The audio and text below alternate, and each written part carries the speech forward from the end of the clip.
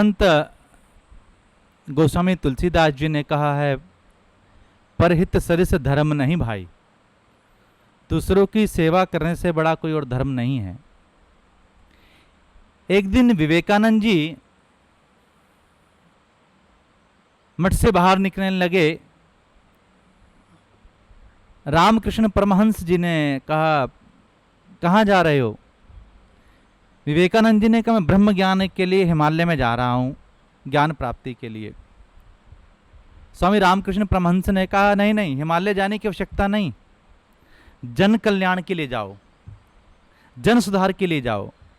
और जब जन सुधार के लिए जाओगे, जन कल्याण के लिए जाओगे, तो तुम्हारा आत्मोद्धार खुद हो जाएगा।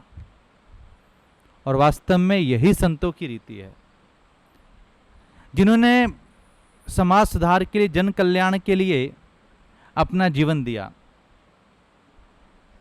स्वामी रामानंद जी दक्षिण भारत से आए और उन्होंने बिना किसी जाति पाति धर्म को देखते हुए सबको अपने आशीर्वाद से, अपने संग से सबका जीवन परिवर्तित किया और अनेक अनेक संतों को उन्होंने जन्म दिया। क्योंकि जन्म एक माँ देती है और एक ज्ञान का जन्म देता है गुरु। तो रामानंद जी के शिष्य के रूप में कबीरदास जी परम संत, रविदास जी, जिन्नाबाई, पीपा, दादू दयाल, एक ऐसी श्रृंखला उन्होंने संतों की प्रकट करी जिन्होंने इस भारतीय संस्कृति के अध्यात्म को बहुत ऊंचाइयां दी। मैं साथ में एक निवेदन ये भी करना चाहता हूं, संत और सिपाही में कोई अंतर नहीं। संत राष्ट्र के अंदर रहकर संस्कृति का उत्थान करते हैं, संस्कृति की रक्षा करते हैं, और सिपाही, सैनिक सीमाओं पर रहकर राष्ट्र की रक्षा करते हैं। दोनों का काम एक ही है। इसलिए मैं हर सैनिक के अंदर वो संत देखता हूं, और सैनिक और संतों का यह समन्वय इस राष्ट्रवाद और अध्यात्म की भी आवश्यकता भी है। इसलिए हम सब लोग अगर संतों की श्रेणी में देखें तो सिपाहियों का भी समन्वय मिलता है। गुरु गोविंद सिंह जी महाराज जो सैनिक भी हैं और संत भी हैं, और हनुमंत लाल जी महाराज परम संत हैं।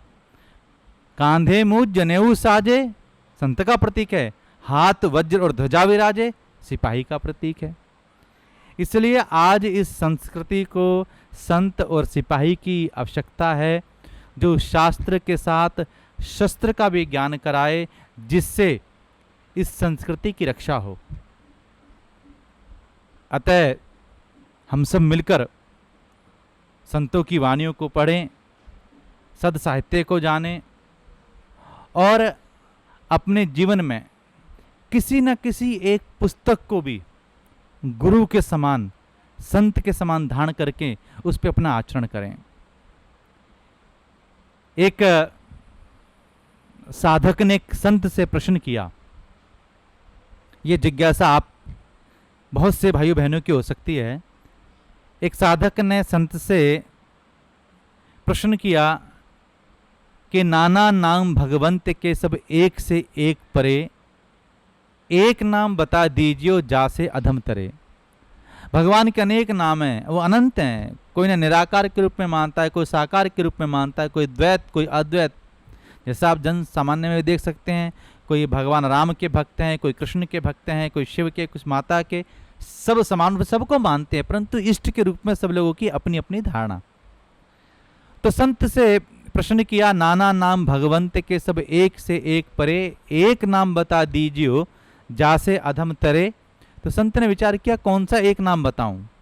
सभी उत्तम हैं और सभी भगवान की ओर लेके जाते हैं। तो संत ने बड़े प्रेम से साधक को उत्तर दिया, प्रश्न है नाना नाम भगवंत के सब एक से एक परे, एक नाम बता दीजिए जासे अधम तरे। संत ने उत्तर दिया, नाना नाम भगवंत के सब एक से एक परे, पर जाकी जामे लगन है वासई अधम तरे। आपके जिस एक नाम में लगन है, चाहे वो राम है, चाहे कृष्ण है, चाहे शिव हैं, चाहे माँ भगवती हैं, श्री हनुमान जी महाराज हैं, चाहे द्वैत है, अद्वैत है, या निराकार है, साकार, आपकी जिस रूप में भी, जिस भावना में भी एक नाम में दृढ़ में आस्था है तो आपके जीवन का उद्धार होगा। वो राम कबीर का निराकार राम है तो तुलसी का साकार राम है। मीरा ने कहा पायो जी मैंने राम रतन धन पायो, नानक अकाल पुरख के रूप में देखते हैं, सत्यानंद जी ने उनको शब्द रूप में देखा। इसलिए भगवान कैसे हैं इसकी अपेक्षा यह है कि भगवान को हमने भजा कैसा है, किस भाव के साथ, कितने प्रेम के साथ। इसलिए संतों की वाणी को जीवन में धारण करें और संतों के दिखाए पथ पर चलकर हम भी परमात्मा से मिल सकें, उस आनंद को प्राप्त कर सकें। यह संतवाणी का मुख्य ध्येय है। पुनः संतवाणी चैनल को हमारी बहुत सी शुभकामनाएं, जगमंगल की कामनाएं सही सबको। राम राम।